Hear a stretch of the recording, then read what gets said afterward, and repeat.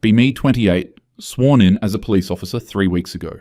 Finally made it through the academy after 2 years of fighting for this.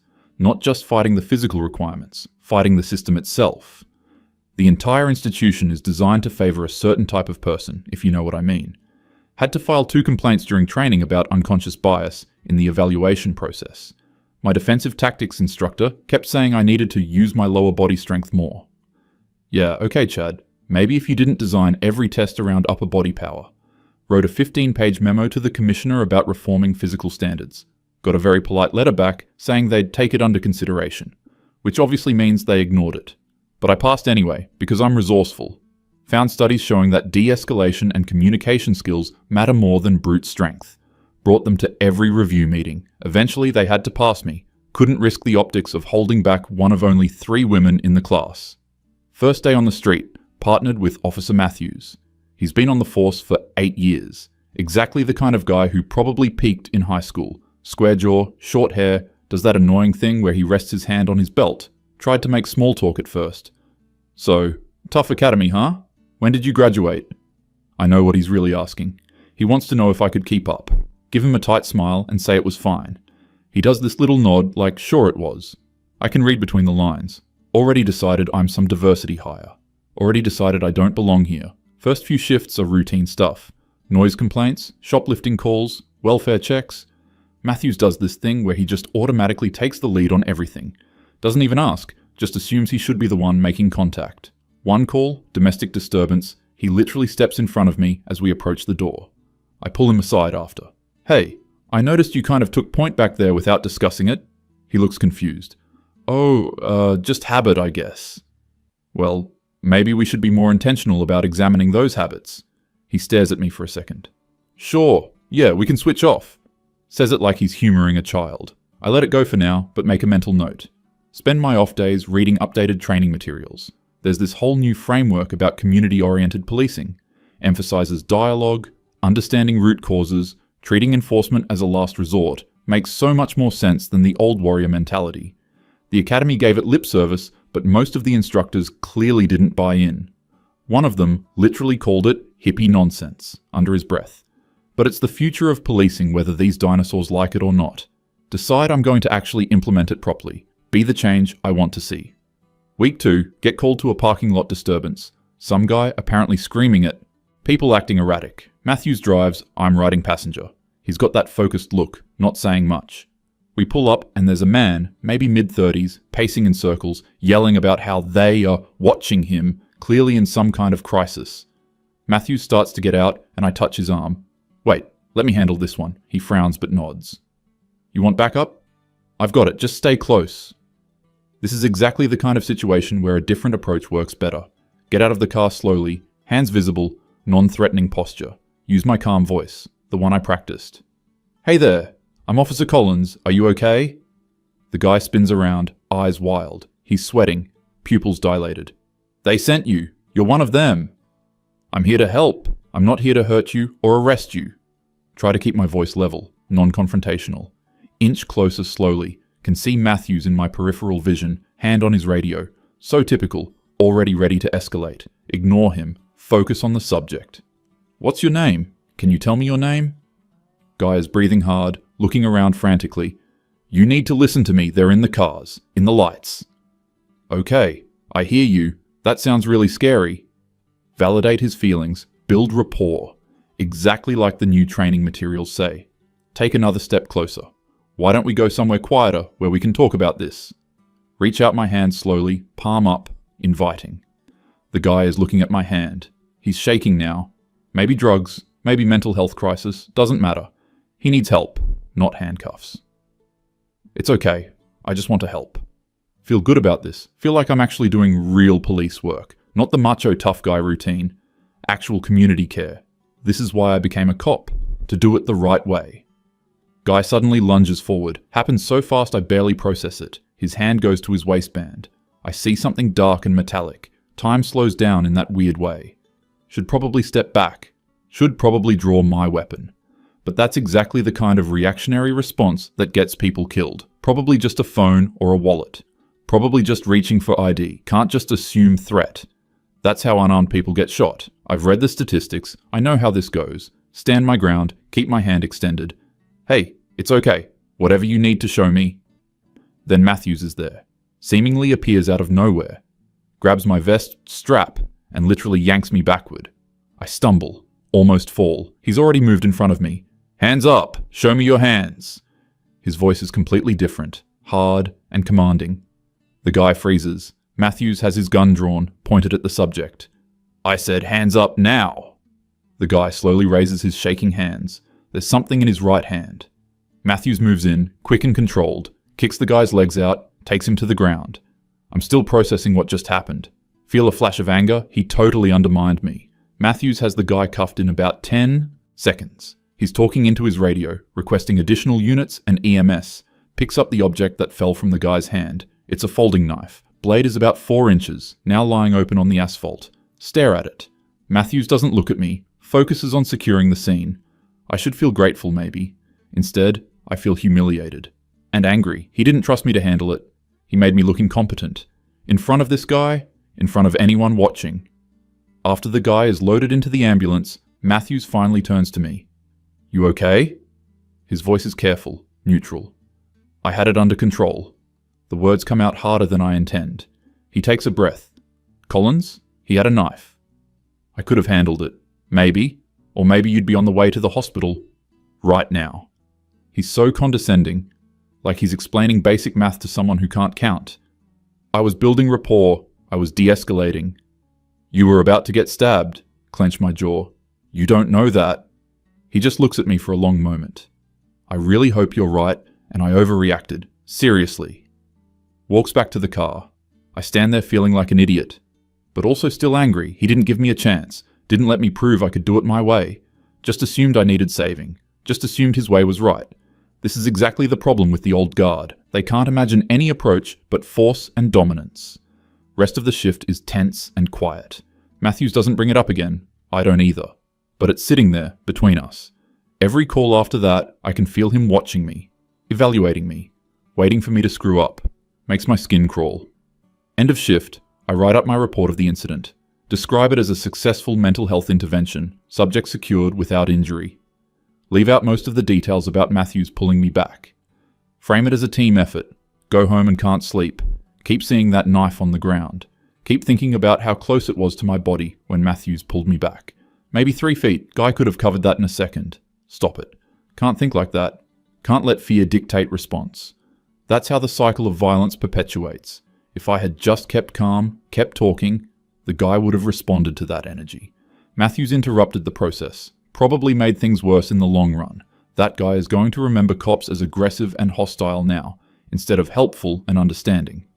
Next few days, similar pattern. Matthews keeps happening to be the one who makes contact first on any potentially risky call. It's subtle enough that I can't directly call it out, but I notice. Start documenting it. Little notes in my phone about each incident. Building a case if I need it. Mention it casually to the one other woman on our shift. Officer Park, she's been around for 5 years. Yeah, some of the guys are like that. Wait for her to agree that it's a problem. But honestly, Collins, Matthews is one of the better ones. He literally pulled me away from a subject last week. She gives me this look. The one with the knife? Yeah. Maybe he was just watching your 6. She doesn't get it either, or she's been assimilated into the culture. Happens to women in male-dominated fields. Adopt the masculine framework to survive. It's sad, actually. Week 3, night shift. Get a call about a disturbance at a bar downtown. Possible fight, possibly armed subject. 2 units dispatched, us and another team. Matthews is driving again. He always drives. Probably some control thing. Pull up to the bar. It's one of those dive places. Neon beer signs, motorcycles parked outside. Can hear yelling from inside. The other unit arrives same time as us. It's Officer Rodriguez and his rookie. Rodriguez does that chin-up nod thing at Matthews. They have a whole wordless communication thing. Probably years of working together in the boys' club. We all head to the entrance. I make sure I'm in front this time. Not going to let Matthews sideline me again. Push through the door first. Inside is chaos. 2 guys are squared up in the middle of the bar. Both big, both drunk.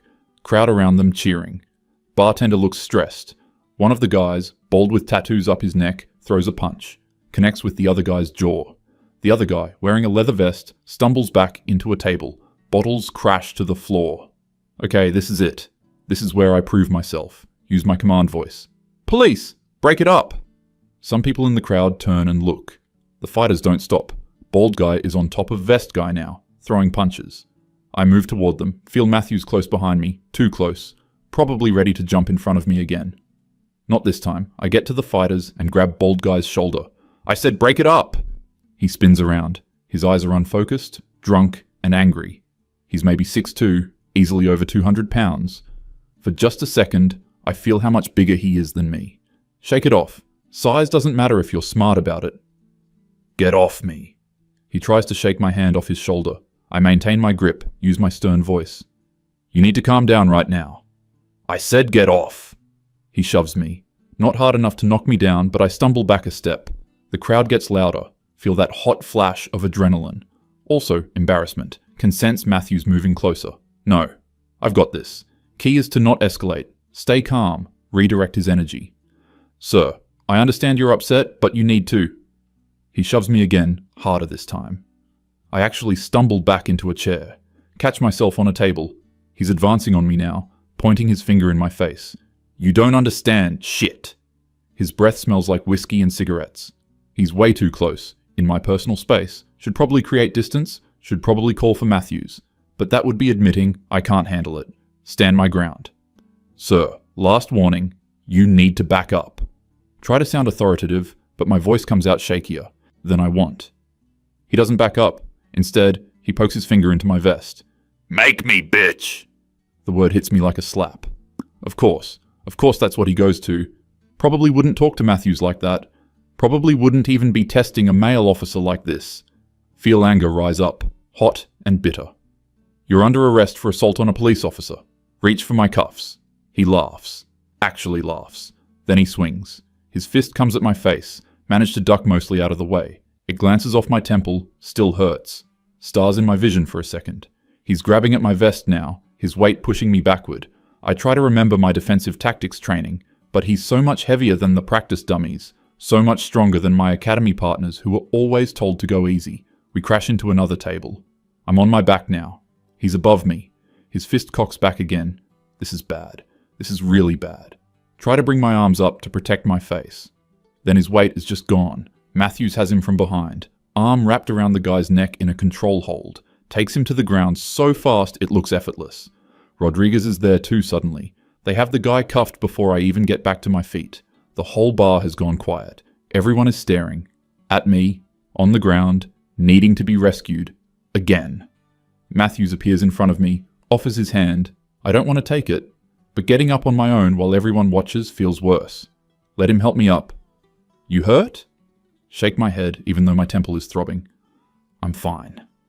He's looking at me with this expression. Not quite pity, not quite frustration. Something worse. Concern, maybe. Like I'm a liability. Rodriguez has the bald guy secured, walking him out. His rookie is dealing with vest guy, who gave up immediately. Probably would have fought harder if Matthews had grabbed him first. Probably the size difference. Nothing to do with actual skill or technique. The bartender comes over. Thank you, officers. Jesus. I'm sorry about that. He's talking to Matthews, not me. Doesn't even look at me. I'm invisible now. Just the girl who got knocked down. Back at the car, Matthews doesn't say anything for a while. Finally, you should get that looked at. Touch my temple, there's a lump forming. It's fine. Collins? Nah, I said it's fine. Silence. He starts the car. I stare out the window. My hands are shaking a little. Hide them under my thighs so he won't see. Halfway back to the station, he speaks again. Can I say something? And you can tell me to shut up if you want. Don't respond. He takes that as permission. I think maybe you're trying to prove something. And I get it, I do.